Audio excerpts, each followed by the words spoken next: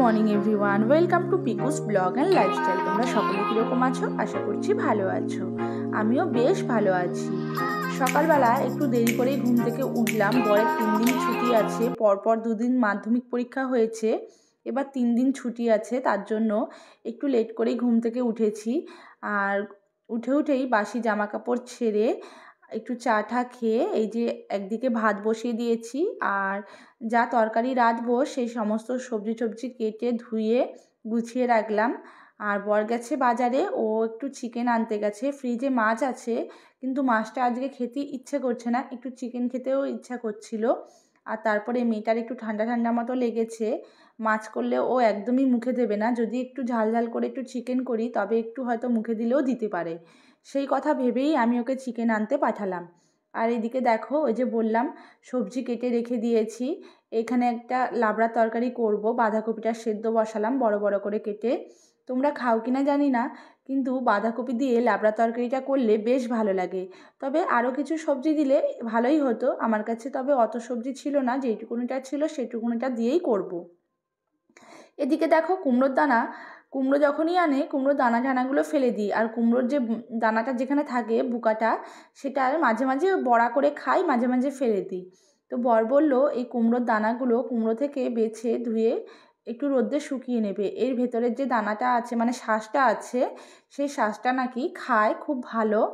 ওইটা আমরা যখন মিক্সড ড্রাই ফ্রুট কিনি, ওই মিক্সড ড্রাই ফ্রুটের মধ্যে এই কুমড়োর শাঁসটাও নাকি থাকে। তো ওর কথা অনুযায়ী আমি কুমড়োর দানাগুলোকে ধুয়ে রোদ্দে শুকোতে দিয়েছি। আর দেখো 2 দিন ধরে বেশ খটখটা রোদ্দুর উঠছে। আর ওয়েদারটা যেহেতু চেঞ্জ হচ্ছে, মাঝে মাঝে ঠান্ডা মাঝে মাঝে গরম, এরকম একটা পড়তেই থাকছে। এই কারণে না সমস্ত বাচ্চা কাচ্চারই দেখছি কীরকম ঠান্ডা গরমে ঠান্ডা লেগে যাচ্ছে। আমার মেয়ের তো লেগেই গেছে ঠান্ডা। ওকেও আবার পরশুদিন ডাক্তার দেখিয়ে এনেছি, মানে আগের দিন রাত্রেই ডাক্তার দেখিয়ে এনেছি ওকে, হোমিওপ্যাথি। ওকে এখন একটু হোমিওপ্যাথি দেখাচ্ছি আমি, যে অ্যালোপ্যাথিটা সবসময় খাওয়াটা তো ঠিক নয়। এই সর্দি কাশির জন্য হোমিওপ্যাথিটাই একদম ঠিকঠাক। আমরাও ছোটোবেলায় হোমিওপ্যাথি খেতাম। ছোটোবেলায় বলবো কি, আমি বিয়ের আগ পর্যন্ত কিন্তু হোমিওপ্যাথি খেয়ে এসেছি। কেন জানি না, মেয়ে হওয়ার পর হোমিওপ্যাথি একদমই আর কাজ করতে চায় না। মানে কোনো কিছু হলে তখন অ্যালোপ্যাথি ছাড়া আর কোনো উপায়ই নেই। ঠাকুরের জায়গাটা অনেক দিন ধরেই ভাবছি পরিষ্কার করব, পরিষ্কার করা আর হচ্ছেই না। মানে নানা রকম বাধা পড়ছে, আর হচ্ছেই না পরিষ্কার করা। তারপরে আজকে ভাবলাম বর যেহেতু অনেকটা কাজ এগিয়ে দিয়ে গেছে, আমি আজকে এটা পরিষ্কার করেই ছাড়বো।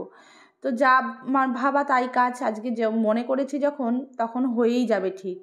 তো পরিষ্কার করলাম, করে ঠরে বর গিয়েছিল সমস্ত, মানে ও আমার হাতে হাতে একটু সাহায্য করে দিয়ে স্নান টান করে দিয়ে গেছিলো ও একটু ব্যাংকে। তো ব্যাংকে থেকে ফেরবার পথে মেয়ের জন্য দেখো এই খেলনাটা নিয়ে এসেছে। মেয়ের সাথে ওর কথা হয়েছে যে মেয়েকে ও 1 ফেব্রুয়ারিতে কিছু একটা গিফট দেবে। তো মেয়েকে যেহেতু বলেছে 1 ফেব্রুয়ারি চলে গেছে, মেয়ে আমাকে জিজ্ঞেস করছিল মামা আজকে কত তারিখ। তো ওকে আমি বললাম যে আজ 12 তারিখ। বলতে মেয়ে বলছে আমাকে পাপা বলেছিল 1 ফেব্রুয়ারি একটা গিফট দেবে, সেই গিফট তো দিল না। তো ওর পাপাকে বলছে তুমি বলেছো গিফট যখন দেবে বলেছো, গিফট তোমাকে দিতেই হবে। তো 2-3 দিন ধরে বলেই যাচ্ছে।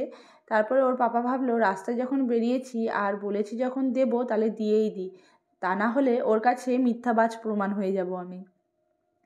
তো দেখো তারপরের দিন, মানে আগের দিন কিছু আর ভিডিও করিনি, এটা হলো পরের দিন মেয়ের স্কুল রয়েছে, মানে আজকেই লাস্ট পরীক্ষা ওর। আজকের পরীক্ষাটা হয়ে গেলে ওর স্কুলটা পুরো 1-1.5 মাসের জন্য ছুটি হয়ে যাবে। তো এইদিকে বরকে বলছিল মেয়ে যে তুমি চলো আমাকে স্কুলে দিতে। তো বর বলছে না আমি যাব না, তোর মামাই যাক, আজকে লাস্টের দিনের পরীক্ষা তোর মামাই যাক, নাহলে তোর মামা টেনশান হবে যে কী লিখছিস না লিখছিস, তোকে জিজ্ঞেস করতে করতে আসবে। তো ওর পাপা বলছে আমি যাব না, মাম্মাই যাবে, আমি তোমাকে চলো টোটোতে উঠিয়ে দিতে যাব। তো মেয়ে বুঝে তারপরে আর কিছু বলল না। আর এদিকে দেখো মেয়েকে আগে রেডি করে নিচ্ছি, ওর পাপা তো ওকে খাইয়েই দিয়েছে। ওর পাপার কাছে আবার ড্রেসটা পরবে না, ড্রেসটা নাকি ওর পাপা ঠিকঠাক পরাতে পারে না, কোনো জায়গায় কুঁচকে রয়েছে, কোনো জায়গায় বেঁকে রয়েছে, ওর স্কার্টের পকেটটা ঘুরে গেছে। ঠিকঠাক একদম পারফেক্ট না হলে মেয়ের আবার পছন্দ হয় না। তোর পাপা বলে তোকে আমি খাইয়ে দেবো, স্নান করিয়ে দেবো, কিন্তু ড্রেস পরিয়ে দিতে পারবো না। ওর পাপা ওকে পরিয়ে দিতে চায় না, আর ও পছন্দ করে না ওর পাপা ওকে ড্রেস পরিয়ে দিক। তো যাই হোক, এই যে আমি ওকে ড্রেসটা পরিয়ে দিচ্ছি। তো খাওয়া হয়েই গেছে, আমি আর খাইনি, কারণ আমরা বান্ধবীরা মিলে আজকে ভেবেছি একটু মুড়ি খাবো। মানে একটা বান্ধবী নিয়ে আসবে মুড়ি চপ, ওখানে বসে খাবো, যেখানে আমরা বসি মাঠে সেখানে বসে খাবো। তবে আগে একটা প্ল্যান হয়েছিল যে সব বান্ধবীরা মিলে সমস্ত যে যেরকম পারবে বাড়ি থেকে রান্না করে নিয়ে যাবে, আমরা শেয়ার করে খাবো। তো তারপরে দুটো বান্ধবীর আর সময় হলো না, সেই কারণে আমরাও আর করে নিয়ে গেলাম না। তবে একটা বান্ধবী বলল কাউকে কিছু নিয়ে আসতে হবে না, আমি মুড়ি চপ নিয়ে যাব, সবাই মিলে খাবো। বিশ্বাস করো, এই যে আজকের এই যে লাস্ট দিন স্কুলে যাচ্ছি, ভীষণ মন খারাপ লাগছে। আনন্দও যেরকম হচ্ছে, মন খারাপও লাগছে, কারণ ওদের সাথে আর সেরকমভাবে দেখা হবে না। হয়তো সকালবেলা স্কুলে হয়তো দিতে যাব, তখন দেখা হলেও হতে পারে। আর মেয়েদের এক সময় ছুটি হবে, ওদের অন্য সময় ছুটি হবে। আমার মেয়েদের একটু মানে একটু বলবো না, অনেকটাই দেরি করে ছুটি হবে, ওদের একটু তাড়াতাড়ি ছুটি হবে। ওই কারণে ওদের সাথে সেরকম ঠিকঠাকভাবে দেখা হবে না, হয়তো ফোনে কথা হবে। এই যে 2 বছর বাচ্চাগুলোকে স্কুলে ঢুকিয়ে আমরা মায়েরা যে মানে আমাদের মায়েদের যে গ্রুপটা বানিয়েছি, আমরা সবাই মিলে যে এক জায়গায় বসে হই হই করে আনন্দ করে খাওয়া দাওয়া করে যেইভাবে দিনগুলো কাটিয়েছি, সেগুলো কিন্তু খুবভাবে আমি মিস করব। তো যাই হোক, এই যে দেখো টোটো চলে এসেছে, টোটোতে উঠে পড়লাম। আর আজকে আর একজন যাচ্ছে না, ও হয়তো একটু লেট করে যাবে, ওর ভাইয়ের বাইকে করে যাবে। তো যেহেতু ও ফোন করেনি, আমিও আর ফোন করা হয়নি। সকালবেলা তো গরমও লাগছে, আধা ঘন্টার কাজ 1 ঘন্টা হয়ে যায়।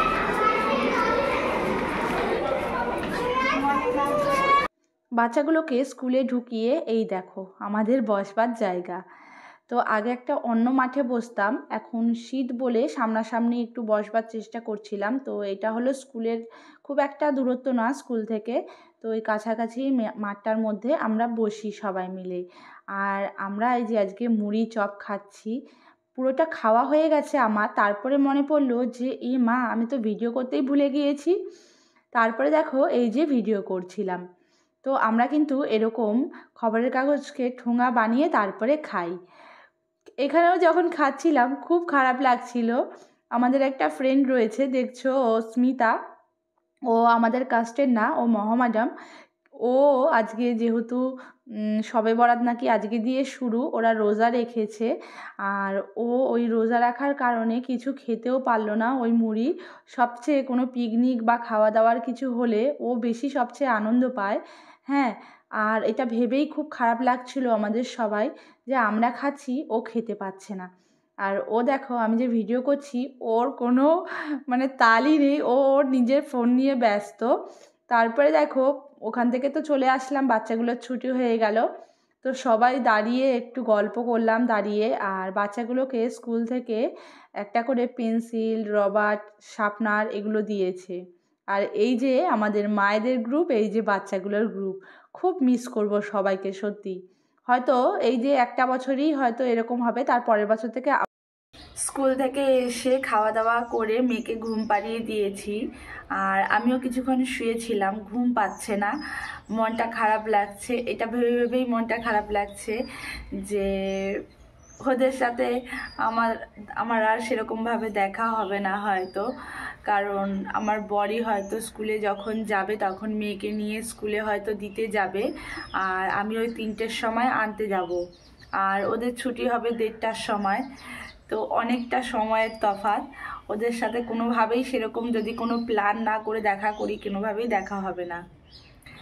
যখন 2 বছর আগে যখন এখানে এসেছিলাম, ওদেরকে না আমি চিনতাম, না কোনো সম্পর্ক ছিল ওদের সাথে আমার।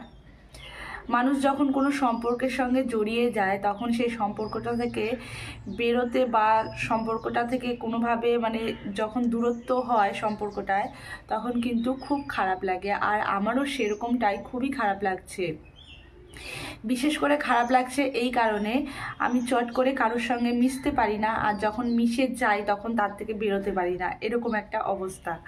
তো যাই হোক, ওদের তো বলেছি যে ফোন করবি আমাকে, কথা বলবো, না হলে একদমই ভালো লাগবে না।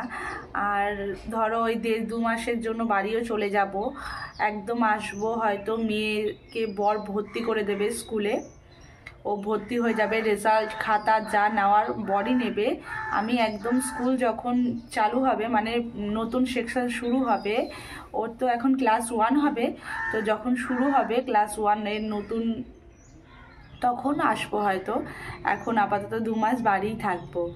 কথা ছিল যে তোমার 13 তারিখ রাত্রেবেলায় আমরা বাড়িতে যাওয়ার, তবে বরের যেহেতু মাধ্যমিক পরীক্ষা চলছে, ও মাধ্যমিক পরীক্ষার মধ্যে ছুটিও নিতে পারবে না, তারপরে ও নিতেও চাইছে না মেডিকেল নিয়ে ছুটি নেওয়া। নিতে পারবে, মেডিকেল নিয়ে নিতে হবে, তো ও চাইছে না মেডিকেল নিয়ে ছুটি নিকো। তো যেই কারণে ও বললো যে পরীক্ষাটা হয়ে যাক, তারপরে আমি একবারে দিয়ে আসবো। আর একটা সপ্তাহের ব্যাপার, আর একটা সপ্তাহ হয়তো থাকতে হবে। যাই হোক, এরপরে তোমরা ব্লগগুলো মোটামুটি আর 1 সপ্তাহ বাদে সমস্ত ব্লগগুলোই তোমরা দেখতে পাবে, হয়তো কলকাতার বাড়ির ব্লগগুলো, মানে আমার শ্বশুর বাড়ির ব্লগ।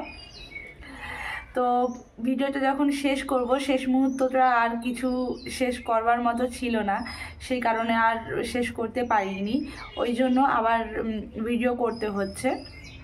যাই হোক, তোমাদের অবশ্যই ভালো লাগবে, ভিডিওটা দেখো, আর ভালো লেগে থাকলে অবশ্যই লাইক কমেন্ট শেয়ার করে দিও। আর যারা যারা আমার চ্যানেলে নতুন, চ্যানেলটাকে সাবস্ক্রাইব করে আমার পাশে থেকো। তাহলে চলো আজকের মতো টাটা।